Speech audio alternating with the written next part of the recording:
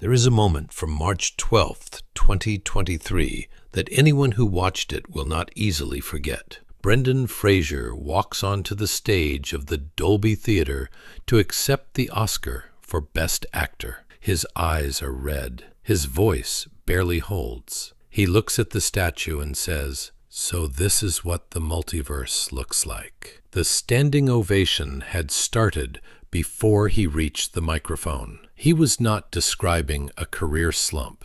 He was describing something that had been done to him. And the world, which had spent 20 years making memes out of his sadness and wondering whatever happened to that guy from The Mummy, finally began to understand what it had been watching all along. Brendan James Fraser was born on December 3rd, 1968, in Indianapolis, Indiana, the youngest of 3 boys in a family that moved constantly. His father was a travel executive. By the time Brendan was in his teens, he had lived in Detroit, Seattle, the Netherlands, Switzerland, Italy, and London. He attended the Fraser Academy in Vancouver, a school for students with learning disabilities, and then Cornish College of the Arts in Seattle, and finally Actors Theatre of Louisville, where he trained seriously and developed the instincts that would eventually make people stop everything they were doing to watch him. He grew up always being the new kid. He has talked about it many times, in many different ways, but the version that gets closest to the truth is this. When you are always the new guy, you develop the survival tactic of fitting in immediately. You become whatever the room needs. You find the comedy in the discomfort. You make people like you before they have time to decide they don't. That instinct for warmth, for self-deprecation, for making the most absurd situation feel natural, was exactly what his early career required. Encino Man in 1992 put him in front of a mass audience for the first time, playing a defrosted caveman navigating high school with the specific combination of bewilderment and earnest goodwill that became his signature. He was genuinely funny in it, not in the way that relies on the joke landing, but in the way that relies on the person being real enough that the joke is almost beside the point. Wide-eyed, wanting to please, certain that everything was going to be all right. That same year, he appeared in School Ties, a dramatically different film, a serious drama about a Jewish teenager trying to survive at an anti-Semitic prep school in the 1950s. Matt Damon was in it. Ben Affleck was in it. Chris O'Donnell was in it. Fraser played David Green, the outsider who was good enough but not accepted for what he fundamentally was. He has talked about how he got the role partly because of his screen test with Damon, because Damon was such a good actor that he made Fraser better just by being across from him. And he knew that if he simply listened to what Matt was saying, he could convey everything the scene required without forcing it. He was nominated by the Chicago Film Critics Association as the most promising actor of 1993. Nobody argued with that assessment. What followed was the kind of decade that actors dream about and strategists plan for. George of the Jungle in 1997, Gods and Monsters in 1998, the Oscar-winning film in which he played opposite Ian McKellen with a restraint and sensitivity that nobody who had only seen him in comedies could have predicted. And then The Mummy in 1999, the film that transformed him from a beloved cult figure into a global superstar. Rick O'Connell, treasure hunter, adventurer, born lucky fool, and the man who runs toward danger with a grin and somehow keeps getting away with it. The film cost $80 million and made nearly $500 million. Fraser was on top. He had also nearly died making it. During the execution scene at the start of the film, a scene that required a mock hanging, the director wanted a tighter rope for a close-up. Fraser told him he was not sure about it. The director said, "Just one more take." He did it. The camera caught his face. Then there was a sound like volume going wrong, and then nothing. And then his elbow was in his ear, and there were medics saying, "Hello, Brendan, wake up." His doctor later told him he had been technically dead for 12 to 14 seconds. He told the David Letterman story about the sandstorms in the Sahara and made it funny. He did not mention the 12 seconds. That was the Brendan Fraser of those years. A man who did things that were genuinely dangerous and turned them into self-deprecating material for late-night television. A man who described his acting preparation for a demanding desert shoot by saying years and months, weeks. And then there was the bicycle pump before each take. They call it cotton. That's a trade secret. A man who showed up and did the work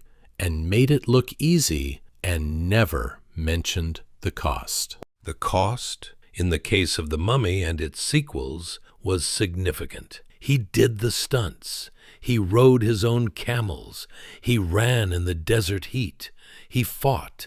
He fell. He was held together, as he later described it, with tape and ice. An exoskeleton he built for himself daily, padding from mountain bike knee guards fitted under his costume because they were light and small and could be concealed. He had a spinal laminectomy. The lumbar didn't take, so they had to do it again a year later. A partial knee replacement, more work on the back. At one point, his vocal cords required surgery. He was in and out of hospitals for nearly 7 years, his body paying the price for a decade of telling the camera that everything was fine. And then, in 2003, something happened that had nothing to do with his body. He was at a luncheon at the Beverly Hills Hotel. He was riding high. The Mummy Returns had been as profitable as the original, and he was one of the industry's most bankable names.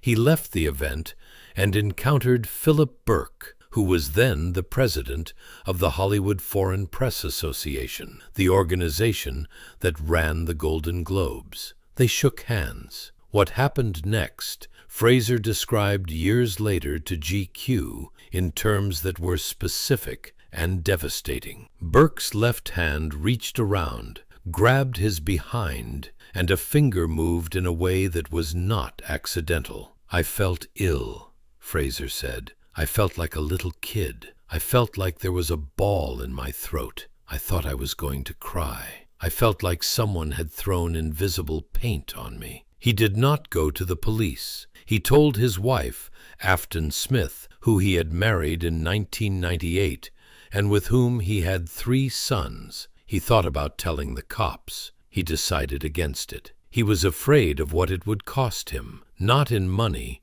but in identity, in narrative, in becoming a story that he had no control over. "I didn't want to contend with how that made me feel or become part of my narrative," he said. He asked his representatives to contact the HFPA and request that Burke write an apology. What came back was a non-apology of the specific variety that everyone in a position of institutional power knows how to generate. "If I've done anything that upset Mr. Fraser, it was not intended, and I apologize." No admission, no accountability. The HFPA also promised, through intermediaries, that Fraser would never have to be in the same room with Burke again. Burke denied making this promise. The HFPA declined to comment on it. What happened next is not verifiable in the way that a contract termination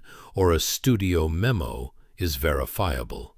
It is verifiable only in the way that a sudden absence is verifiable, in the negative space where a career had been. The Golden Globe nominations that stopped coming, the invitations that dried up, the roles that went to other people, the silence. I don't know if this incurred disfavor with the HFPA, Fraser told GQ in 2018, but the silence was deafening. That's the thing about being blacklisted. Nobody says you're blacklisted. They just quietly ignore you and stop calling. He became depressed. He has said so plainly, without softening it. I was blaming myself, he said. I was miserable because I was saying, this is nothing. This guy reached around and copped a feel. And that summer wore on, and I can't remember what I went on to work on next. He had trouble with his memory. He lost his sense of self. Something had been taken away from him, and he could feel the shape of it even when he couldn't find the words to describe it to anyone, including himself. He kept working, not at the level he had been working, but he showed up. He had a role in the Oscar-winning ensemble drama Crash in 2004. He appeared in Scrubs and in The Simpsons in smaller and smaller parts. The Mummy, Tomb of the Dragon Emperor in 2008 was not the hit the previous two had been. Journey to the Center of the Earth was a surprise success, but the studio replaced him with Dwayne Johnson for the sequel rather than wait for the original director. He was not consulted. He was told after the fact. His personal life fell apart in parallel. He and Afton divorced in 2009, and the settlement required him to pay $50,000 per month in spousal support, plus $25,000 in child support for their 3 sons, determined at the height of his earning power in a career that was no longer at that height. His mother, Carol Mary Fraser, died in 2016. He was close to her in the way that people are close to the one parent who became the anchor after everything else was uncertain. A few days after her death, he gave an interview for a television show he had a role on, Showtime's The Affair, a supporting part in a critically acclaimed series, and he showed up to promote it because that was what you did. He sat across from the interviewer with sloped shoulders and a vacant stare and a voice that kept catching on things, and he tried to find the words for his excitement about a television drama while being a few days removed from burying his mother. He failed. Not in the professional sense he completed the interview, but in the human sense, the sense that was completely visible to anyone watching. The internet did not know any of this context. It saw a man who used to be famous, looking tired and diminished and sad, and it made a meme out of his face. Sad Brendan Fraser. The clip spread across every platform that existed in 2016. People felt clever sharing it. It was easy to forget watching it that the man in the clip was a person and not a symbol of Hollywood has-beenness. He did not respond publicly to any of it. Not the memes, not the questions about his career, not the increasingly visible campaign by his fans, a Change.org petition to help revive his career, a collection of tributes from people who had grown up watching The Mummy and could not understand where he had gone. He was raising 3 boys, one of whom is on the autism spectrum. Quietly and away from the cameras that had made him famous, he was also managing a level of physical, financial, and emotional distress that would have broken many people, and that he managed largely by going very still. Then 2018 arrived, and everything in Hollywood that had been operating in the dark began to come into the light. The allegations against Harvey Weinstein had broken open in 2017, and the reckoning that followed was reshaping the industry's relationship with the people it had protected and the people it had silenced. Brendan Fraser had watched women he knew, people he called friends, in his mind, even ones he hadn't spoken to in years, find the courage to describe what had been done to them. "I watched these wonderful people," he said, "with the courage to say what I didn't have the courage to say." He told his story to GQ, everything he had kept private for 15 years. What happened in the Beverly Hills Hotel, what he felt leaving that room was, what the silence had cost him in the years that followed. He was careful not to make direct causal claims. He said he didn't know if the HFPA's treatment of him was directly connected to what had happened with Burke. But the timeline was visible to anyone who looked at it. The career that had been ascending, then the event, then the silence. The world responded differently than it might have 10 years earlier. The HFPA began to fracture. Philip Burke was eventually expelled from the organization in 2021 after making racially insensitive comments about one of the nominated films. The HFPA was dissolved in 2023, its power structure dismantled, and the Golden Globes sold to a new ownership group that had no connection to the people who had run the old one into the ground. Fraser declined the invitation to attend the Golden Globes throughout his comeback year and won the award at the SAG ceremony instead, surrounded by his peers, not by the people who had made him invisible. The comeback itself began quietly and gathered momentum the way real things do, not through a campaign or a calculated strategy, but through a director named Darren Aronofsky, who was working on an adaptation of a play called The Whale. The play was about a man named Charlie, a severely obese English teacher, reclusive, estranged from his daughter, spending his final days trying to make something right. Aronofsky had been trying to cast the role for 10 years. He had considered, by his own account, essentially everyone on the planet. Then he thought of Brendan Fraser. Fraser went to the meeting, knowing only that it was a play that Aronofsky was involved, and that he wanted to be in a room with a world-class filmmaker. He has described what happened when he read the script as getting that feeling again, the one he'd had as a kid, when the phone rang and the voice on the other end was telling him he had the role. The answer is yes, he thought. I don't know if I'm allowed to or if I'm invited to, but the answer is yes. It felt like destiny calling. To play Charlie, he wore a prosthetic suit that added enormous weight and required hours of preparation each day. He could not move the way he was used to moving. He had to find the character from stillness, from the face, from what the eyes were doing in a body that the audience could see was failing. He has said that Charlie was not a difficult character to understand, that Charlie is us. Charlie's just another person, someone we could easily dismiss, but shouldn't, a human being whose journey happens behind closed doors in the dark, and who deserves to be seen anyway.